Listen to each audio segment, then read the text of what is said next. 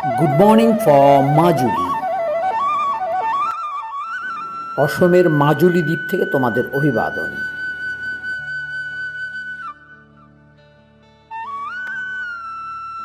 আবার একটি নতুন ভ্রমণ কাহিনীতে তোমাদের স্বাগত। এবারকার ভ্রমণ বৃত্তান্ত শোনাবো ভারতের বৃহত্তম নদীদ্বীপ অসমের মাজুলি দ্বীপ। মাজুলির সকালটা দেখো বস, ফাটাফাটি।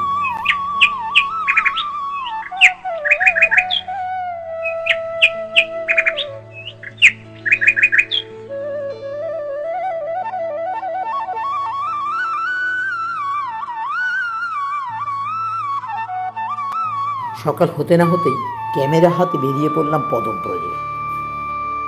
পাখির কুজন, সকালের রৌদ্রের আভা এবং নদীর উপর দিয়ে বয়ে যাওয়া সনসন বাতাস আমাদের দুলিয়ে দিল। দেখা মিলল অসংখ্য পাখির। আমরা গত রাতে এসে পৌঁছেছি এই ডিকাসাং মাজুলি রিসোর্টে। রিসোর্টটি তোমাদের ঘুরিয়ে দেখাবো, দেখতে থাকো এই রিসোর্টের পরিবেশটা, আর সঙ্গে থাকো আমাদের। এখানে অনেক চড়ুই পাখি ওই ওই ঘরেই পাবেন চড়ুই পাখি।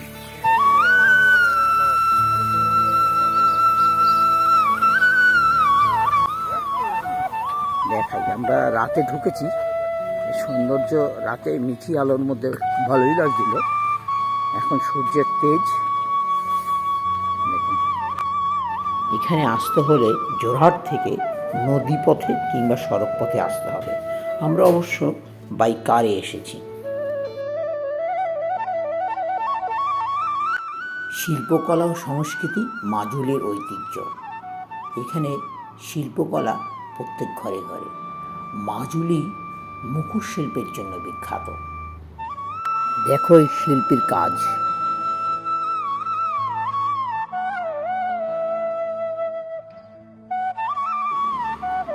কি স্টাইলে তৈরি করা বাড়িগুলো, সত্যি সুন্দর।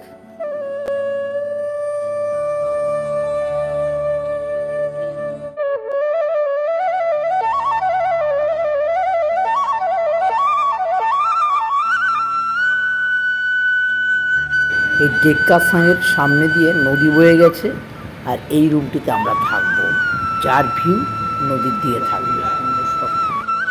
শিল্পকলা না দেখলে বোঝা যাবে না, সূক্ষ্মভাবে দেখতে হবে। সব কাঠ কেটে বিভিন্ন টাইপের মর্যাদা দিয়ে তৈরি। নিচেও লোক থাকতে পারবে। আপনার রুমটা দেখাই একবার। সবাই ঘুমাচ্ছেন নাকি এখনো? সব বাঁশের তৈরি।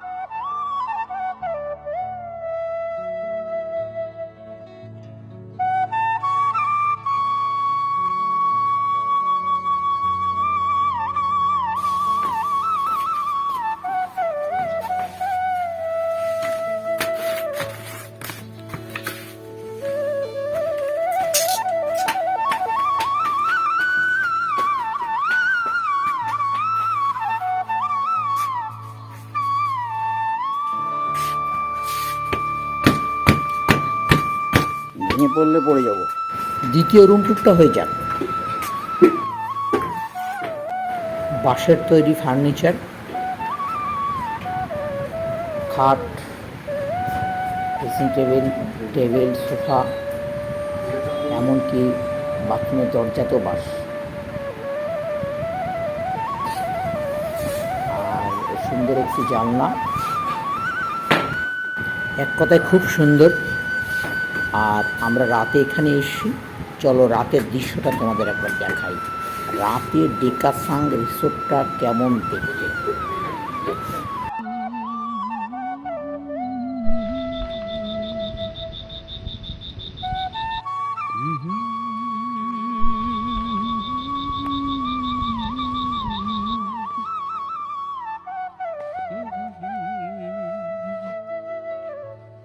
देखो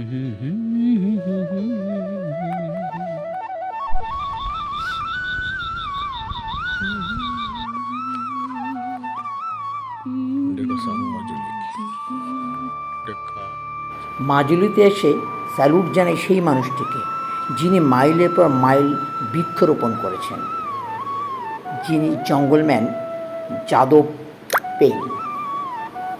তাকে আমার স্যালুট, প্রণাম। তার কারণ তার প্রচেষ্টায় আজকে মাজুলি বৃক্ষে এবং পাখিতে পরিপূর্ণ হয়েছে।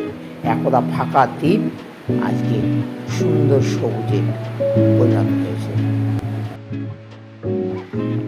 এবার আসা যাক মাজুলির আর একটি বৃহত্তম কর্মকাণ্ডের ব্যাখ্যা নিয়ে। আগেই আমি মুখোশ শিল্পের কথা বলেছি, তাই মুখোশের খোঁজে বেরিয়ে পড়ি। এই ছোট্ট শিশুটি মুখোশ শিল্পী। তার আগে জানতে হবে এখানে মুখোশ তৈরি করার থেকেও বড় বিষয় হচ্ছে গিয়ে সত্র। সত্র কথাটি হচ্ছে একটি আশ্রম, যেখানে ছাত্ররা পড়াশুনো করে, মাজুলির কৃষ্টি কালচার নিয়ে তাদের ভাবনা চিন্তা চলে, তার সঙ্গে মুখোশ তৈরি করে, সঙ্গে সঙ্গে ধর্মীয় শিক্ষাও চলে।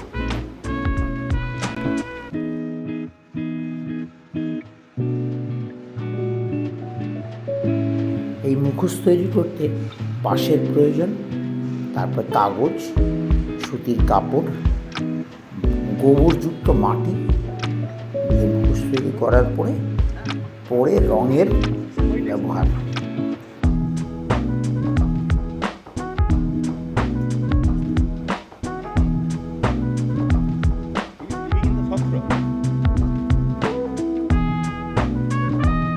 এক কথায় মুখোশের দেশ।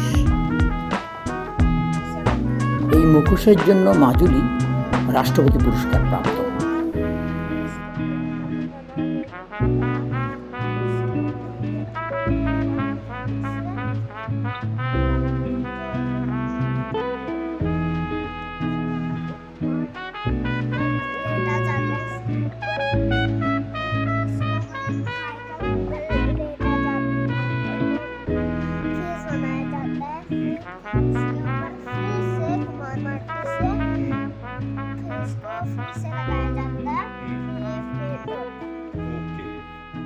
तुम बना सकते हो? तुम तुम्हारा नाम बोलो पहले। तुम्हारा उम्र कितना है? मेरा 7 है। 7 साल। 7 साल से तुम मास्क बनाते हो? हाँ। पढ़ाई लिखाई करते हो? हाँ। कौन सा क्लास में पढ़ते हो तुम? KG1। KG1। वाह, you are so sweet, very sweet.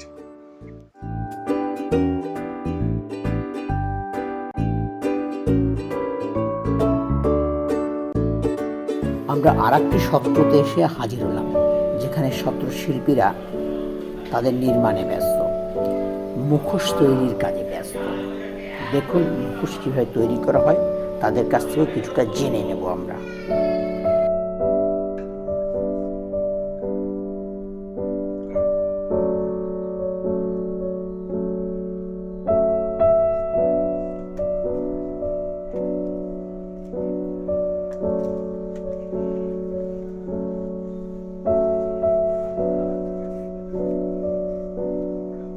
बांस का जो स्ट्रक्चर, उसका ऊपर क्या क्या होता है ना? पहले बांस का ऊपर ये जो दिख रहा है, तो ये तो कागज है।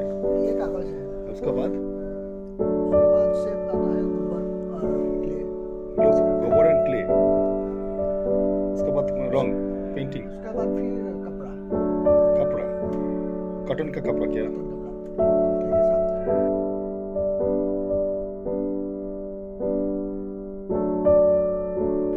মাজুলির অনেক সব বিষয়ই আছে সত্রকেন্দ্রিক, তবু আমরা খুঁজতে বেরিয়ে পড়েছি সত্রর বাইরেও অনেক কিছু।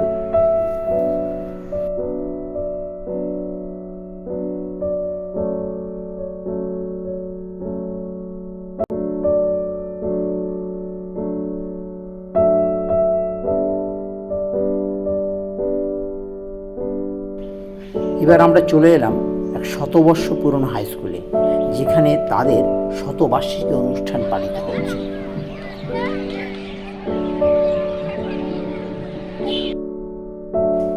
আপনারা দেখছেন ভ্রমণ কাহিনী অবলম্বনে ব্লগ বাই অপূর্ব।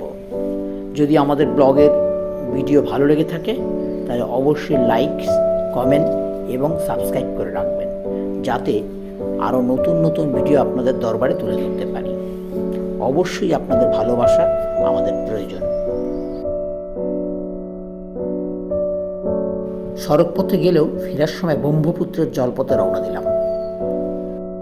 এবার আমাদের বিদায়ের বেলা। তোমরা সবাই ভালো থেকো, সুস্থ থেকো। আবার অন্য কোনো ভিডিওতে দেখা হবে। টাটা।